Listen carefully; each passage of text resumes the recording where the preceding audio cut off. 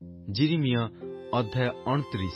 ଜିହୋଆଖିନ୍ ରାଜା ଓ ରାଜମାତା ଓ ନପୁଂସକଗଣ ଆଉ ଜିହୁଦାର ଓ ଜେରୁସାଲେମର ଅଧିପତିମାନେ, ଶିଳ୍ପକରମାନେ ଓ କର୍ମକାରମାନେ ଜେରୁସାଲେମରୁ ପ୍ରସ୍ଥାନ କଲା ଉତ୍ତାରେ ଯିରିମିୟ ଭବିଷ୍ୟତବକ୍ତା ନିର୍ବାସିତ ଲୋକମାନଙ୍କର ଅବଶିଷ୍ଟ ପ୍ରାଚୀନ ବର୍ଗଙ୍କର ଓ ନବୁକଦନେସ୍ସର ଦ୍ୱାରା ନିର୍ବାସାର୍ଥେ ଜେରୁସାଲେମଠାରୁ ବାବିଲକୁ ନୀତ ଯାଜକମାନଙ୍କର ଓ ଭବିଷ୍ୟତବକ୍ତାଗଣର ଓ ସମସ୍ତ ଲୋକମାନଙ୍କର ନିକଟକୁ ଯେଉଁ ପତ୍ର ଲେଖି ଜିହୁଦାର ରାଜା ସିଦିକିୟ ଦ୍ୱାରା ବାବିଲର ରାଜା ନବୁକଦନେସ୍ସର ନିକଟକୁ ବାବିଲକୁ ପ୍ରେରିତ ସାଫନର ପୁତ୍ର ଇଲିଆସା ହିଲ୍କିୟର ପୁତ୍ର ଗମରିୟର ହସ୍ତ ଦ୍ୱାରା ଜେରୁସାଲେମଠାରୁ ପଠାଇଥିଲେ, ସେହି ପତ୍ରରେ ଏହିସବୁ କଥା ଥିଲା, ଯଥା ସୈନ୍ୟାଧିପତି ସଦାପ୍ରଭୁ ଇସ୍ରାଏଲର ପରମେଶ୍ୱର ଏହି କଥା କହନ୍ତି, ଆମ୍ଭେ ଜେରୁସାଲେମରୁ ବାବିଲକୁ ଯେଉଁମାନଙ୍କୁ ନିର୍ବାସିତ କରାଇଅଛୁ, ସେହି ସକଳ ନିର୍ବାସିତମାନଙ୍କ ପ୍ରତି ଆମ୍ଭର ଆଦେଶ ଏହି, ତୁମ୍ଭେମାନେ ଗୃହ ନିର୍ମାଣ କରି ତହିଁରେ ବାସ କର, ଉଦ୍ୟାନ ପ୍ରସ୍ତୁତ କରି ତହିଁର ଫଳ ଭୋଗ କର। ତୁମ୍ଭେମାନେ ଭାର୍ଯ୍ୟା ଗ୍ରହଣ କରି ପୁତ୍ର କନ୍ୟା ଉତ୍ପାଦନ କର, ଆଉ ତୁମ୍ଭମାନଙ୍କର ପୁତ୍ରଗଣକୁ ଭାର୍ଯ୍ୟା ଗ୍ରହଣ କରାଅ ଓ ତୁମ୍ଭମାନଙ୍କର କନ୍ୟାଗଣକୁ ସ୍ୱାମୀ ଗ୍ରହଣ କରାଅ। ସେମାନେ ପୁତ୍ରକନ୍ୟା ଜାତ କରନ୍ତୁ, ଆଉ ତୁମ୍ଭେମାନେ ସେଠାରେ ବର୍ଦ୍ଧିତ ହୋଇ ଊଣା ହୁଅ ନାହିଁ। ପୁଣି ଆମ୍ଭେ ଯେଉଁ ନଗରରେ ତୁମ୍ଭମାନଙ୍କୁ ନିର୍ବାସିତ କରାଇଅଛୁ, ତହିଁର ଶାନ୍ତି ଚେଷ୍ଟା କର ଓ ତହିଁ ନିମନ୍ତେ ସଦାପ୍ରଭୁଙ୍କ ନିକଟରେ ପ୍ରାର୍ଥନା କର, କାରଣ ତହିଁର ଶାନ୍ତିରେ ତୁମ୍ଭମାନଙ୍କର ଶାନ୍ତି ହେବ।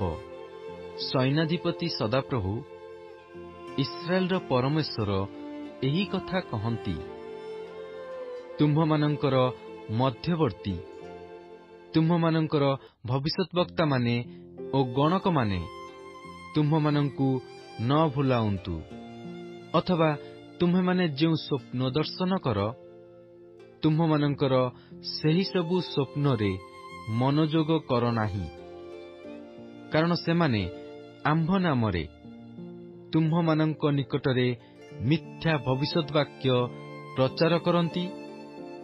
ସଦାପ୍ରଭୁ କହନ୍ତି, ଆମ୍ଭେ ସେମାନଙ୍କୁ ପ୍ରେରଣ କରିନାହୁଁ। ଯେହେତୁ ସଦାପ୍ରଭୁ ଏହି କଥା କହନ୍ତି, ବାବିଲର 70 ବର୍ଷ ସମ୍ପୂର୍ଣ୍ଣ ହେଲା ଉତ୍ତାରେ ଆମ୍ଭେ ତୁମ୍ଭମାନଙ୍କର ତତ୍ତ୍ୱାନୁସନ୍ଧାନ କରିବା ଓ ତୁମ୍ଭମାନଙ୍କୁ ଏହି ସ୍ଥାନକୁ ଫେରାଇ ଆଣି ତୁମ୍ଭମାନଙ୍କ ପକ୍ଷରେ ଆମ୍ଭର ମଙ୍ଗଳ ବାକ୍ୟ ସିଦ୍ଧ କରିବା। କାରଣ ସଦାପ୍ରଭୁ କହନ୍ତି, ତୁମ୍ଭମାନଙ୍କ ପକ୍ଷରେ ଆମ୍ଭେ ଯେ ସକଳ ସଂକଳ୍ପ କରିଅଛୁ, ତାହା ଆମ୍ଭେ ଜାଣୁ।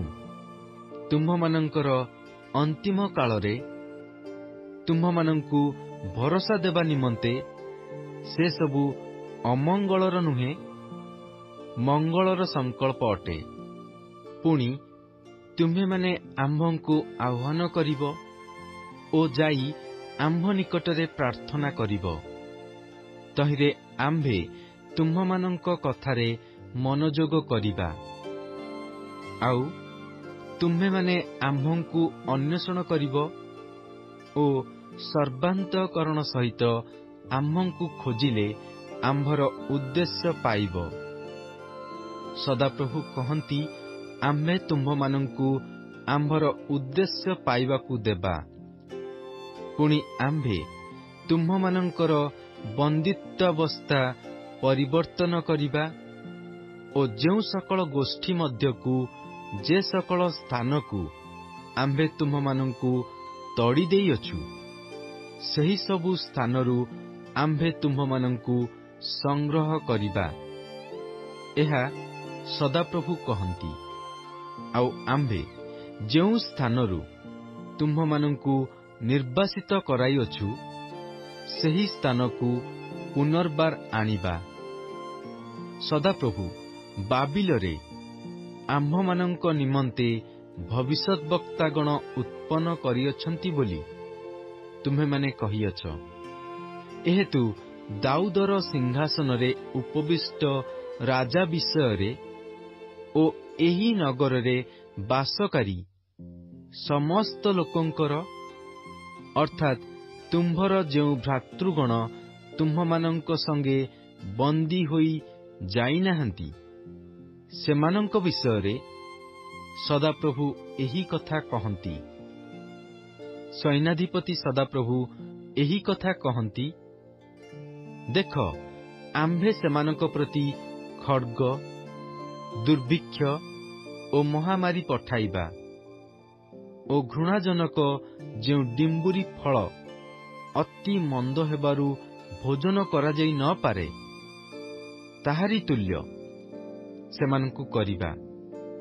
ପୁଣି ଆମ୍ଭେ ଯେ ଗୋଷ୍ଠୀ ମଧ୍ୟକୁ ସେମାନଙ୍କୁ ତଡ଼ି ଦେଇଅଛୁ, ସେ ସମସ୍ତଙ୍କ ମଧ୍ୟରେ ସେମାନଙ୍କୁ ଅଭିଶାପର, ବିସ୍ମୟର ଓ ଶିସ୍ ଶବ୍ଦର ଓ ନିନ୍ଦାର ପାତ୍ର ହେବା ନିମନ୍ତେ ଆମ୍ଭେ ଖଡ୍ଗ, ଦୁର୍ଭିକ୍ଷ ଓ ମହାମାରୀ ନେଇ ସେମାନଙ୍କ ପଛେ ପଛେ ଗୋଡ଼ାଇବା ଓ ପୃଥିବୀର ସମସ୍ତ ରାଜ୍ୟରେ ସେମାନଙ୍କୁ ଏଣେ ତେଣେ ନିକ୍ଷେପ କରିବା।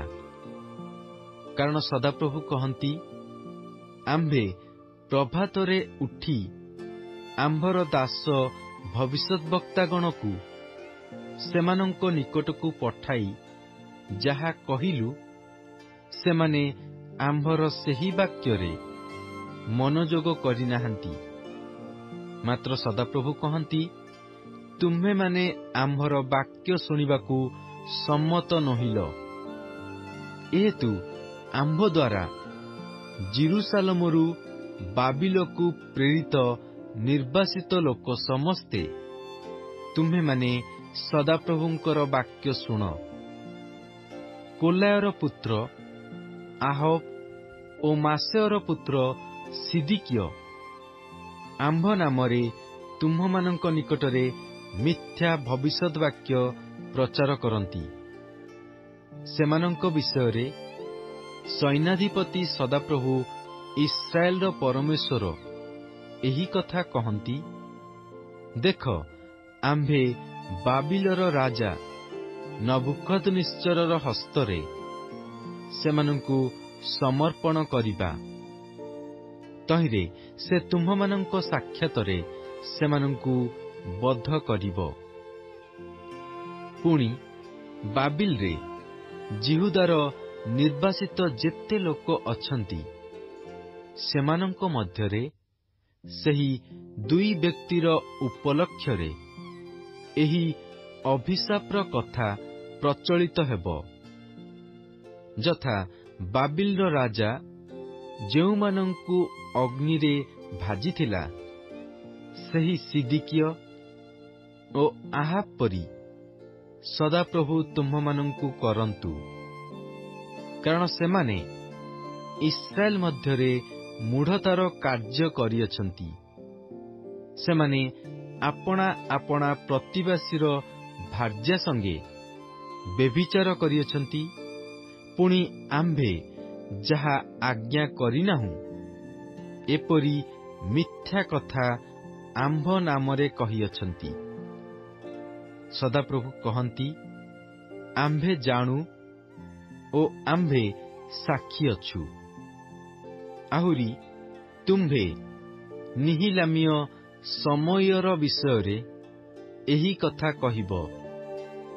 ସୈନ୍ୟାଧିପତି ସଦାପ୍ରଭୁ ଇସ୍ରାଏଲର ପରମେଶ୍ୱର ଏହି କଥା କହନ୍ତି, ତୁମ୍ଭେ ଜେରୁସାଲେମ ସ୍ଥିତ ସମସ୍ତ ଲୋକଙ୍କ ନିକଟକୁ ଓ ମାସେୟର ପୁତ୍ର ସଫନ୍ୟ ଯାଜକ ଓ ଅନ୍ୟାନ୍ୟ ସମସ୍ତ ଯାଜକମାନଙ୍କ ନିକଟକୁ ଆପଣା ନାମରେ ଏହି ପତ୍ର ପଠାଇଅଛ, ଯଥା କେହି ବାତୁଳ ହୋଇ ଆପଣାକୁ ଭବିଷ୍ୟତବକ୍ତା ପରି ଦେଖାଇଲେ ତାହାକୁ ହରିକାଠରେ ଓ ବେଡ଼ିରେ ରଖିବା ପାଇଁ ସଦାପ୍ରଭୁଙ୍କ ଗୃହରେ ତୁମ୍ଭେମାନେ ଯେପରି ରକ୍ଷକ ସ୍ୱରୂପ ହେବ, ଏଥିପାଇଁ ଜିହୋୟାଦା ଯାଜକର ବଦଳରେ ସଦାପ୍ରଭୁ ତୁମ୍ଭକୁ ଯାଜକ କରିଅଛନ୍ତି।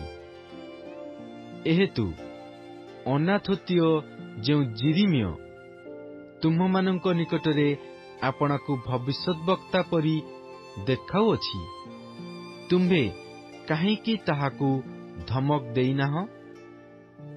ସେ କାରଣରୁ ସେ ବାବିଲରେ ଆମ୍ଭମାନଙ୍କ ନିକଟକୁ ପଠାଇ କହିଅଛି, ନିର୍ବାସିତ କାଳ ଦୀର୍ଘ, ତୁମ୍ଭେମାନେ ଗୃହ ନିର୍ମାଣ କରି ତହିଁରେ ବାସ କର ଓ ଉଦ୍ୟାନ ପ୍ରସ୍ତୁତ କରି ଫଳ ଭୋଗ କର।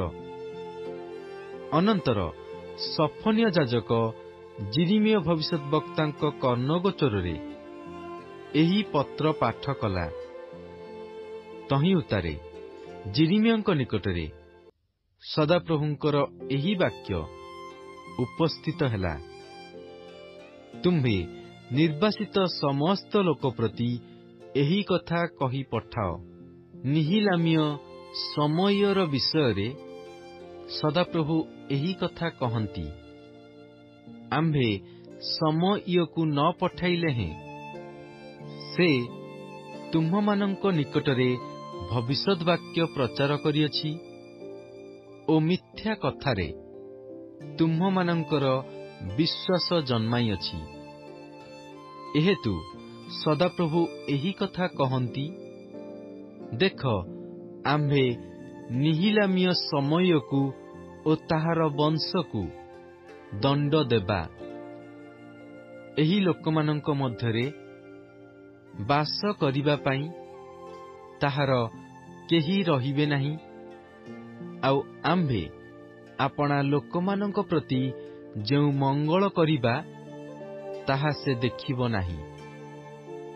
ଏହା ସଦାପ୍ରଭୁ କହନ୍ତି, କାରଣ ସେ ସଦାପ୍ରଭୁଙ୍କ ବିରୁଦ୍ଧରେ ବିଦ୍ରୋହର କଥା କହିଅଛି।